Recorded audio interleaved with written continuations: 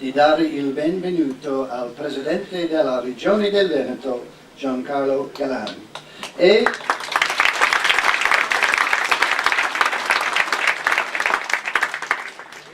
tutti i nostri graditi ospiti, ed in particolare voglio salutare i colleghi di Adriatic LNG che sono qui oggi per celebrare una giornata storica.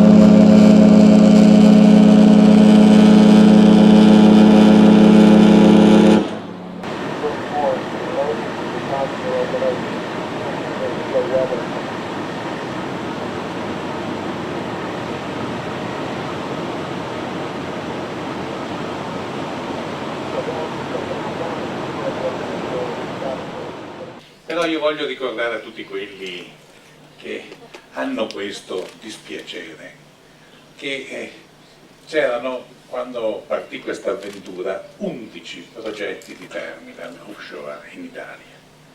Non ce n'è uno che abbia visto la luce, tranne il nostro. Il nostro alla fine nessun altro ha posto neppure la prima pietra. Allora c'è stato qualcosa di straordinario, di anomalo, di diverso dal resto del paese. Sì, c'è stato. Questa avventura nasce in un ristorante della provincia di Rovigo e nasce con due persone che io voglio ricordare. La prima era Gianni Magnan, del quale tutti sembrano essersi dimenticato, ma che era allora il presidente del Consorzio di Sviluppo per il Polese. Il secondo era Vittorio Altieri, il quale verrà dato un ricordo dopo quello che si merita, ma furono loro due che mi parlarono, mi dissero, mi convinsero, e in particolare l'ingegnere Vittorio Altieri mi spiegò che cos'era questa avventura al di fuori delle conoscenze che avevamo e al di fuori di qualsiasi ipotesi. Scott Miller è un signore, troppo signore in qualche circostanza, notoriamente io lo sono molto meno, e dirò che non c'era nessuno favorevole al nostro progetto, nessuno che ci aiutò. Non ci aiutò la magistratura, non ci aiutarono le forze politiche del territorio, non ci aiutarono le istituzioni del territorio, nessuno era favorevole a questo progetto. Perché? Ma i motivi che si addussero allora furono risibili, contrario allo sviluppo turistico, insomma, tutte cose che riguardate con la consapevolezza di poi suonano come colossali fesserie. Probabilmente il motivo era uno solo: era troppo avanzato, troppo al di là delle condizioni che si avevano, troppo mondiale, troppo importante. Ecco, non ci arrivavamo. Ci arrivò Vittorio Altieri, ci arrivarono mano a mano tanti altri, quelle persone fuori dal comune che sanno guardare al di là della propria stanza, al di là del proprio comune, del proprio campanile. Ecco, iniziò un'avventura difficilissima, passò attraverso altri momenti complicati, perché neppure tutti i ministri che si succedettero nella storia di questi anni furono amici del progetto del terminal. Ecco, e si è arrivati fino al giorno d'oggi in cui tutte queste cose forse la gente le ha dimenticate e oggi tutti vengono entusiasti a festeggiare un altro primato del nostro Veneto. Da fuori c'è il Veneto che sogno per gli anni che verranno.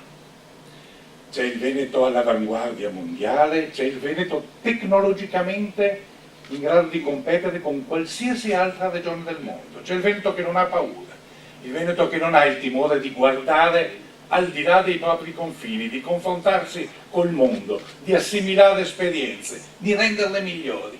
Là c'è il Veneto del futuro ed è il Veneto che abbiamo costruito in questi anni, con quegli uomini, con quei contributi, con anche un contributo della politica, perché se qui è successo e altrove non è successo, beh, qualche motivo ci potrà pure essere.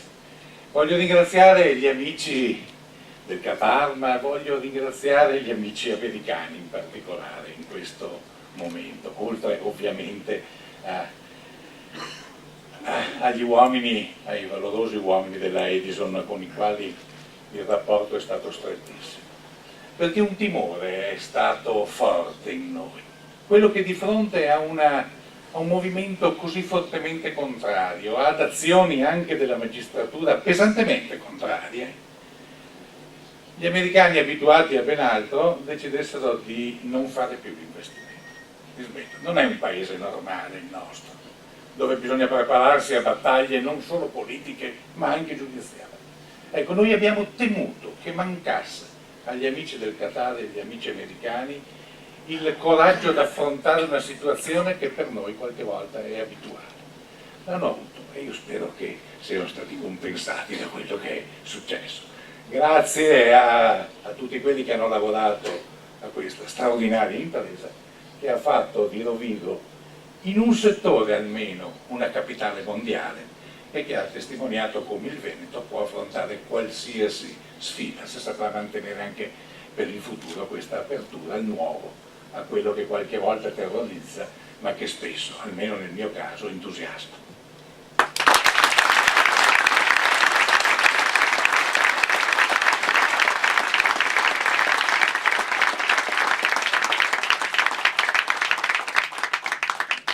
Per Scott Miller ho preparato una targa di cordo. In genere le installazioni in alto mare hanno il nome di una donna, Ivana, Campoada, ecco. Io avrei voluto che questo terminal si chiamasse Vittorio A. Non esiste, non si dedica agli uomini, ma io voglio dedicarlo lo stesso a Vittorio Altieri, di cui sono qui colei che ha condiviso la gran parte della sua vita, l'onorevole Amalia Sartori, e i due figli Carlo e Dino, amici carissimi.